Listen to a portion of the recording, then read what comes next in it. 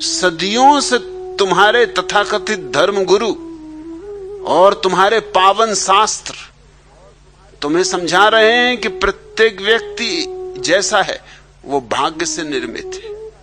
गरीब है तो भाग्य से, और अमीर है तो भाग्य से। करने को तो कुछ बचता नहीं।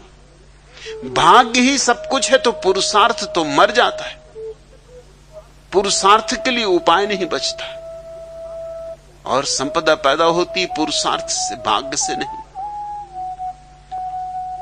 शक्ति पैदा होती पुरुषार्थ से, भाग्य से नहीं। ये भाग्यवादी देश गरीब और गुलाम ना होता तो क्या होता। मगर अभी भी तुम बैठे हो जोशियों के पास जन्म कुंडली लिए हुए। अभी भी तुम हस्तरेखाविदों को हाथ दिखा रहे हो।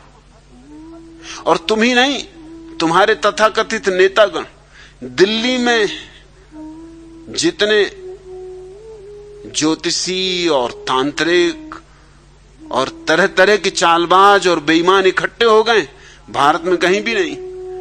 क्योंकि हर राजनेता को हस्तरेखा पढ़ने वाला, कुंडली का अध्ययन करने वाला, भविष्य बताने वाला कि चुनाव में जीतोगे कि नहीं, कि किस घड़ी, किस पहर में, किस मुहूर्त में जाके नामजदगी का फॉर्म भरो तो जीत निश्चित है। अगर जरा मुहूर्त पल का भूल हो गई, अगर नक्षत्र यहां से वहां हो गए तो हार हो जाएगी। हर राजनेता यज्ञ करवा रहा है कि कहीं उसे कोई हानि ना हो जाए, क्योंकि उसके दुश्मन यज्ञ करवा रहे हैं हानि करवाने के लिए। तांत्रिकों ने अड्डा जमा रखा है दिल्ली में। साधारण जन ही मूढ़ नहीं है, तुम्हारे नेता महामूढ़। और फिर भी तुम किस निजता की बात कर रहे हो।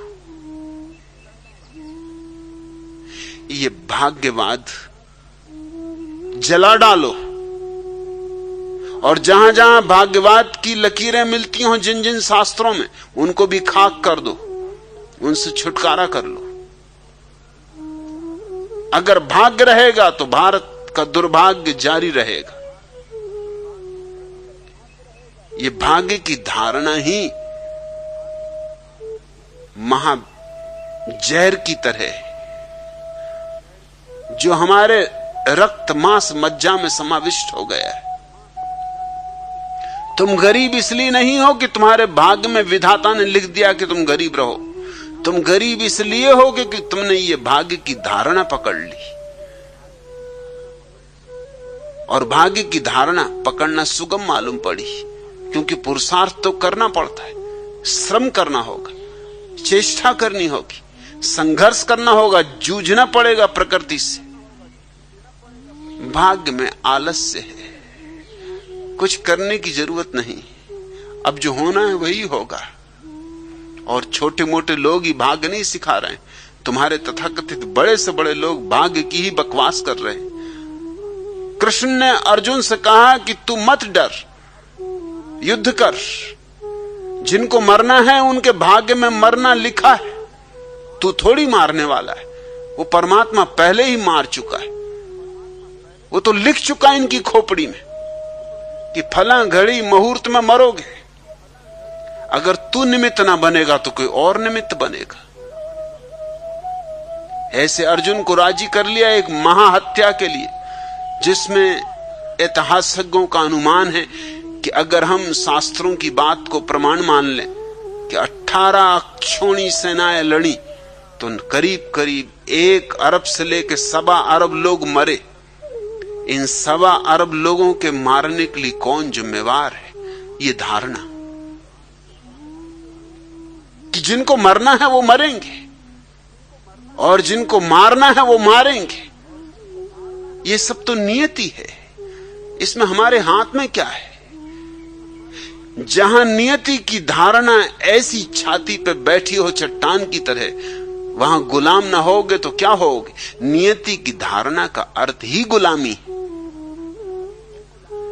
मैं तुमसे कहना चाहता हूं, तुम कोरा कागज लेके आते हो तुम्हारा भाग्य कोरा कागज, फिर तुम्हें ही उस पर अपनी लिखावट लिखनी होती। फिर जो चाहो लिखो, गालियां लिखनी हो गालियां लिखो, और भजन लिखने हो तो भजन लिखो,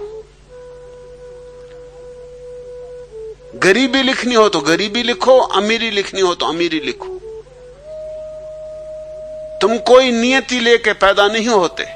प्रत्येक बच्चा शून्य की तरह पैदा होता है, निराकार से आता है, निराकार आता है, फिर स्वयं को आकार देता है, फिर स्वयं का निर्माता होता है। कोई भाग्य नहीं है।